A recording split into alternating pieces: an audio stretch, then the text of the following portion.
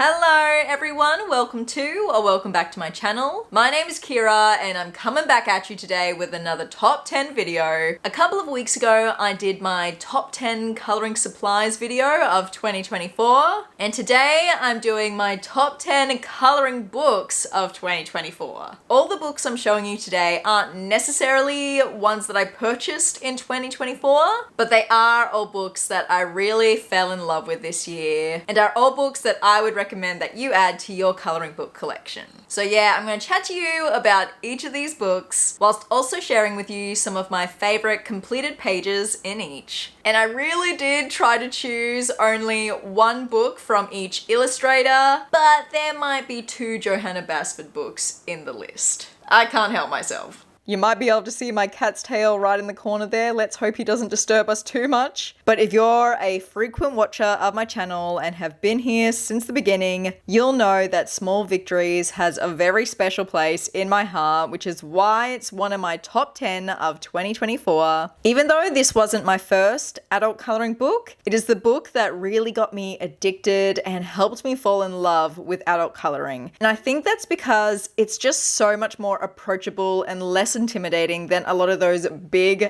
adult colouring books that are very popular in the community, which I love now. But at the beginning, those were very intimidating for me, and this book just feels, more approachable. I can't think of another word than approachable. I think this book is so addicting for a lot of people because you get that gratification of completing a page so much sooner. It's great for those who love tiny details and don't like to blend in large spaces. And I also think the subject matter in this book is so diverse as well. So there really is something for everyone. I've picked out 2 pages in this book that are some of my favorites that I've completed. I've shown this one numerous times on my channel just because I still am so in love with it. I still look at this page and look at how all the colors come together and it just makes me so happy. It's a really great mix of more muted colors with more vibrant colors and feels almost semi-realistic. I know it's not, but it has a bit of realism sprinkled in there.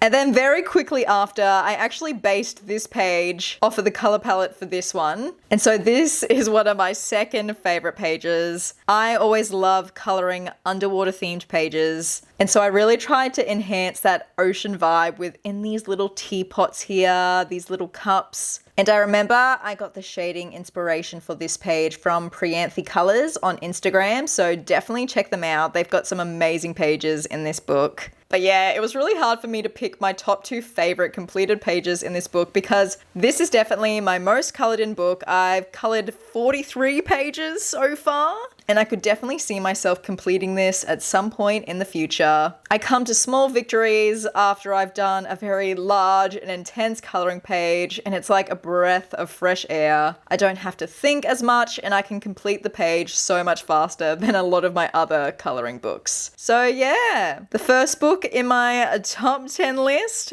Small Victories by Johanna Basford. Next up is Year of Witches by Uusikuuu. This book has quickly become one of my favorites ever since I purchased it a few months ago. I've done at least one page in this book per month since I bought it. And I think it really speaks to me as a colorist because I love really fantasy, witchy, magical type of content in my coloring books. And obviously this is perfect for that. It's also a great book because you can color in it at any time of year because it's Year of Witches, so it goes through every season. So there's always going to be a coloring page that you can color. If you are a seasonal colorist, that is. I'm more of a mood colorist, so I don't worry as much. And this has become my sort of experimental book for me to try out new techniques and new mediums because it is on Amazon paper, so the quality isn't the best and I'm not as worried about ruining a page, I suppose. But this is one of my favorites here. This was my first time trying soft pastels as well as a galaxy background, and I'm just obsessed with how this page turned out. I really need to do a galaxy background again with soft pastels because I'm just in love with how this turned out. And this was another recent page I did last month for the Christmas period. I thought I'd get started. And another reason I really do love this book is because it's really getting me out of my comfort zone when it comes to coloring skin and hair. There's obviously at least 2 witches on every single page, so I can really practice a lot of different hair colors and skin tones. And obviously I get to use my Ohuhu alcohol markers as well, which I am a massive fan of. So that is Year of Witches by Uusikuuu. Alright, now we've got another little smaller sized coloring book. This is Boules de Poils by Diane dufour. As you can see, this is basically the size of my palm, and I'm 5'2", so I'm not a very large human. I'm on the petite side. So the fact that it pretty much fits my palm, you can just tell how small it is, which yet again gives it that addictive quality that I was talking about with Small Victories. But holy moly, this book is so thick. I think there's, what does it say on the front? 100 different pages to color. That is absolutely insane. And this is very similar to Year of Witches, where it goes throughout the seasons, so you always have something to color in this book no matter what time of year it is. And I really loved getting this book because I am still slightly terrified of coloring fur, and obviously this book is all about animals. I believe this translates to, I think it's like fur balls or something like that. So every page has an animal on it, which really gets me out of my comfort zone. Coloring fur, I'm getting more and more confident, but I'd still say I'm slightly terrified. I also love that at the back here we have some single-sided options, so I can use my alcohol markers if I wish. And I haven't done many pages in this book yet, even though it's one of my favorites. But I am going to show you this page here. This is definitely one of my top favorites of the entire year that I colored. I love how the colors came together. I showed how to do this background in one of my soft pastel videos as well. But my favorite element is actually these multicolored highlights that I've done on the pumpkins. I've never done that before. I haven't done it since, but I'm just obsessed with how it came out. So I really need to try that again. And I definitely want to color a lot more pages in this book in 2025. So that is Boules de Poils by Diane dufour. Now 2024 was the year that I discovered Rita Berman, and oh my goodness, I definitely think she might be my top favorite illustrator. When I started coloring in this book, I just fell in love with her whimsical, quirky style, and it really allows you to have a lot of fun with color, which is definitely a massive positive for me as a colorist. I'm obsessed with adding as much color to my pages as possible. And Rita Berman also inspires me because of her actual coloring style as well. She does amazing coloring work on her Instagram. This was actually colored by her on the front here. And as you can see, she just does these unusual color combinations that I've seen nowhere else. So seriously, Rita Berman is my role model in life. And it was really hard for me just to choose one of her books, but because this was the first book I ever purchased from Rita Berman, it definitely holds a special place in my heart. And also because I am obsessed with Japan. I really love the Asian culture. I love their color palettes. I love their architecture. So you can tell this book was right up my alley, and I've definitely colored a lot of pages in this book. And I'm actually going to show you 4 pages because I couldn't choose 3. It was too difficult. So the first one is one you've probably seen on the channel a gazillion times, but it's this one here. This was inspired by Rita Berman's coloring herself, so I can't take full credit. But this was the first page I ever colored in this book, and I don't know if I'll ever be able to recreate something like this again. It's probably a very limited mindset for me to have, but there's so much color on this page. I think it took me a week to complete, but it was a week well worth it. This page here was another one inspired by Rita Berman's coloring, and I actually think it was the second page I ever colored in this book. And looking at the way Rita Berman did the different color combinations in her books, you know, she adds all these unusual colors together. It really inspires me as a colorist, and I definitely think you can see that in my coloring work still today. I then love this page here as well. This is the page that really got me falling in love with coloring Rita Berman's clouds. I've never seen any clouds like this. I actually have a dedicated video on the channel to how to color clouds like Rita Berman, so definitely check that out if it interests you. And I remember this page was also inspired by I Princesca on Instagram. That's where I got the idea for these multicolored fish because they are so freaking cute. And the final one I want to show you is this dragon here. I would say I'm not a fan of dragons, but Rita Berman can change my mind about anything, I swear. I feel like this is a color palette I wouldn't ordinarily choose nowadays, but it works together really well. I think I could do a better job of coloring these fireworks now, but I think at the time in my coloring journey, I would say I did a pretty good job. So yeah, that is Meine, Reise, durch, Asien by Rita Berman. I cannot wait for her to bring out a new book, hopefully next year, fingers crossed. And let's hope it features Australia. We need some Australian colouring books. Now we have another book that has quickly become one of my favourites in my collection. And I also have fallen in love with just melpomeni style as well. This is Enchanted Earth by melpomeni, chatzipanagiotou. And I think melpomeni style is just so unique. I guess it's kind of similar to Kirby's, but also not. And yes, these pages look really intimidating uncolored, but once you start coloring them, doing some basing with some alcohol markers, it's seriously not as scary as you might think. She honestly does a lot of the work for you. She adds a lot of shading details so you know how to color every element. And the first page I did in this book, which is still one of my favorites, is this page here. I based this off of the cover image. That's something I always like to do. If the cover image is within the book, I like to try and replicate the color palette of the title. And I just remembered after completing this, I was like, yep, my coloring style and melpomeni's illustration style just go hand in hand together. I think because of the shadow work and intricate details that melpomeni includes in her illustrations, it really allows you to have a lot of fun with bold and vibrant colors. And then another favorite page of mine is this one. This was a color along by Shell's Coloring Journey here on YouTube that I followed. And seeing that completed page of Shelley's is actually one of the reasons that I bought this book. So thank you so much, Shelley, for not only the inspiration for this page, but also influencing me to buy this book. And this is just another great example of what I mean by how bold, vibrant colors just really work well in melpomeni's books. So yeah, that is Enchanted Earth. I cannot wait for her new book next year, Dream Voyage. I think I'm gonna have to pre-order that. As I said at the beginning, I did try to only choose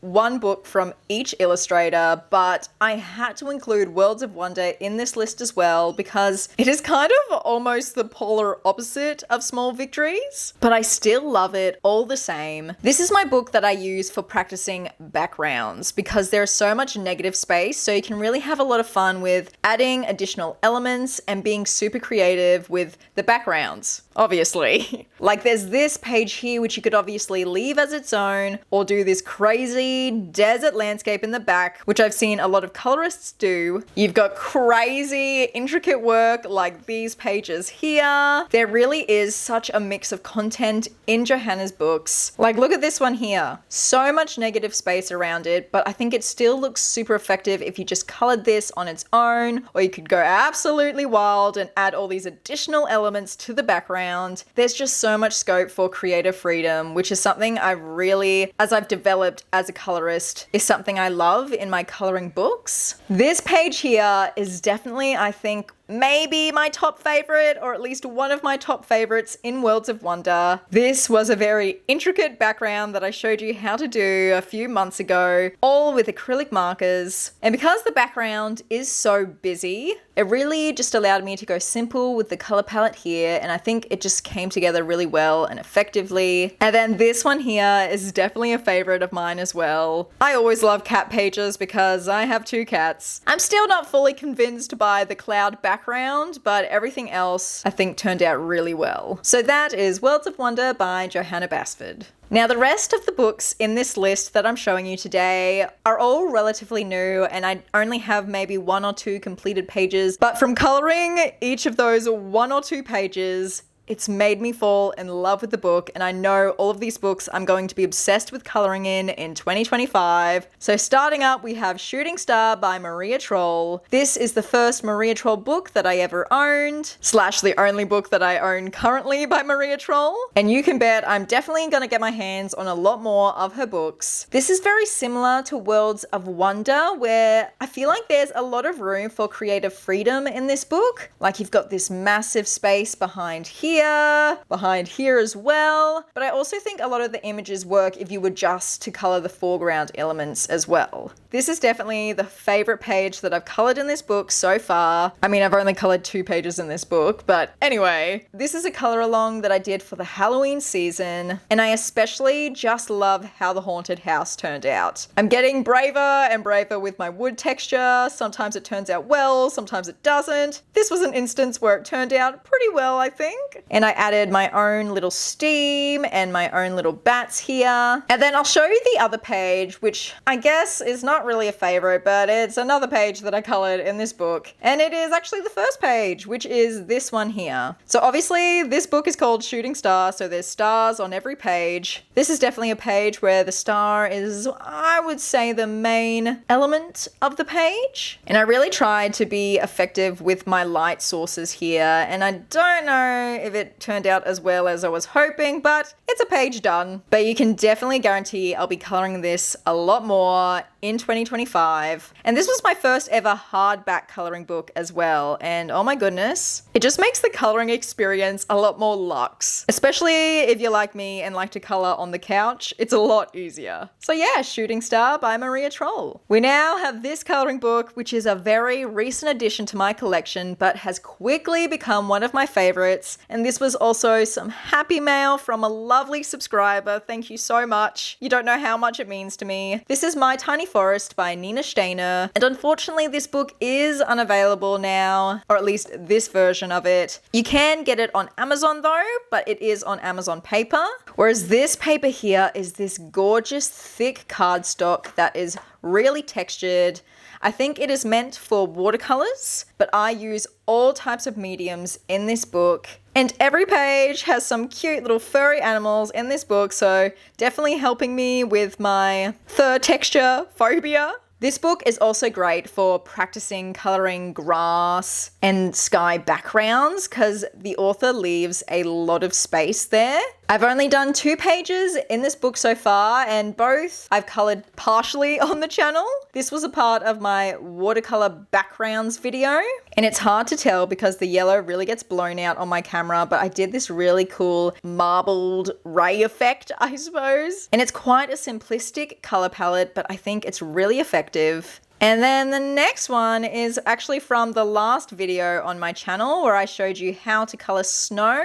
And it is this page here. I definitely think I prefer the other one just a tad more, but I still think this one turned out really cute. So if you want to see how I colored the snow on this page, definitely check out my last video. But yeah, I definitely think this is going to be another one of my experimental books, especially for water mediums. So that is My Tiny Forest by Nina Stajner. All right, the second last book I'll be showing you today is Magical Woodland by Kate Pellerin. I had my eyes on this book for so long. I pre-ordered it. It took months to get here, but when it did, I was so happy with it. Kate Pellerin, I believe, is a kid's book illustrator. That is probably the wrong term, but you know what I mean. And that fun, magical vibe really translates into her illustrations in this book. And I also love this book because it's quite different to any other book that I own. The line work is a lot more sketchy, and it's also slightly more grayscale, I suppose you could say, rather than